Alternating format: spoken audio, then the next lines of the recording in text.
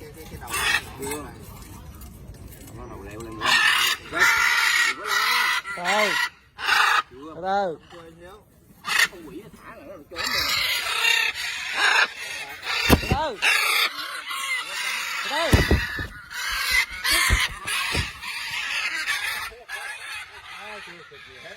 Không như phim mẹ nó này. Đâu được tua đầu với tua hai là ngoan lên. Đó, tua hai là ngoan lên. Hai cái này chặt được rồi.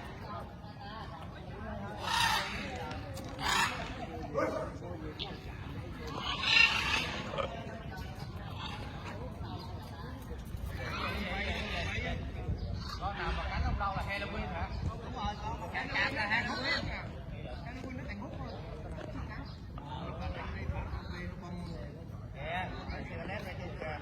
Có con gì lắm đâu.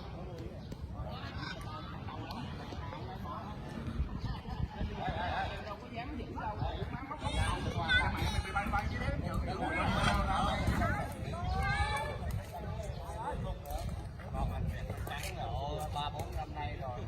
Vinh ơi, có lấy đèn không? Không, chứ một con thì đỡ bị cắn. Mình giữ lại được. Một con á, mình còn đỡ. Thấy bây giờ hai con là mình đéo có đường nào á. Không thấy đâu luôn hả?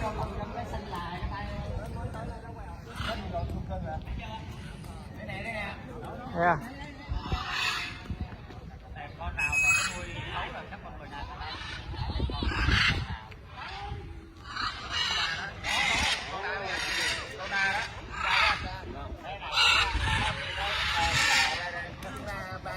này chắc Messi với đâu nè. Con em với anh á. Hai con tay chung đít rồi. Mày trốn đó mày. Mày trốn trong đó mà.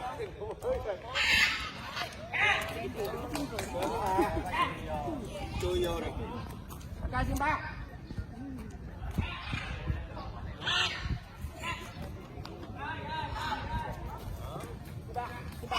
Đây nè. Tí rồi, cám nha. Ở gì cũng thở. Được nè.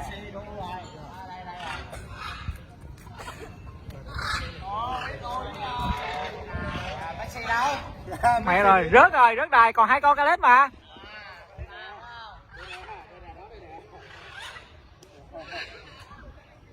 Thầy Long mà đây cũng ghê hết chứ. Đúng ra. Một. Messi. Messi.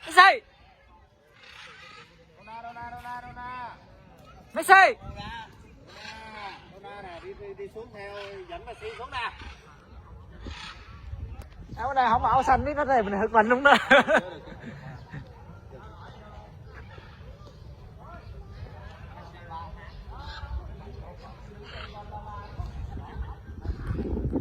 Messi mà mình cứ tưởng lava, mình cứ lava.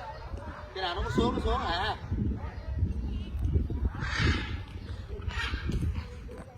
Dona, xuống dẫn em xuống coi.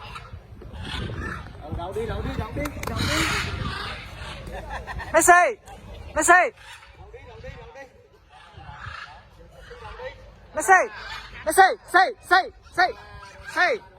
Say.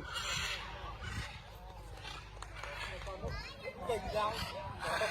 Hai con nó chừng nhau đi rồi.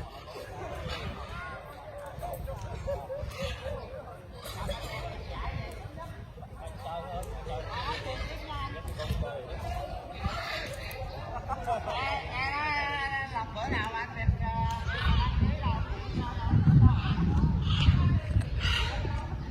thấy anh đi sao mà dám đi được, đi giật giải người ta đua nhau cái giải có bình hạt à. Đúng rồi, quay đâu đó Nó vòng bên kia rồi, hai con kia vòng sau lưng rồi. Hai con nào đây?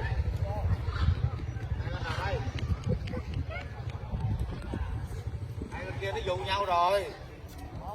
Hai kia nó dụ nhau rồi. Nào về kìa, biết đâu kìa.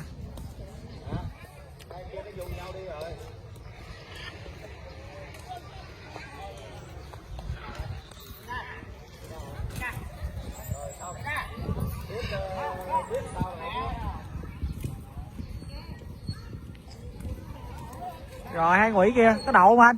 Không, nó bay sao nó bay qua bên kia sông rồi. Kìa về kìa. Con nào vậy? Trời con Luna kìa, Messi đâu? Messi đậu rồi. Con nào hả? Luna. Không phải. Messi nè. Rồi. Sao rồi? Nó đang bay kìa. Đang bay hả? Ừ. Mấy con này không mặc áo xanh nó tìm mình không kìa. Nó đang bay Thiệt, sao? hồi nãy ngoài kia đó. Ấy, đồ. Messi ơi. Kêu nó. Nó ra.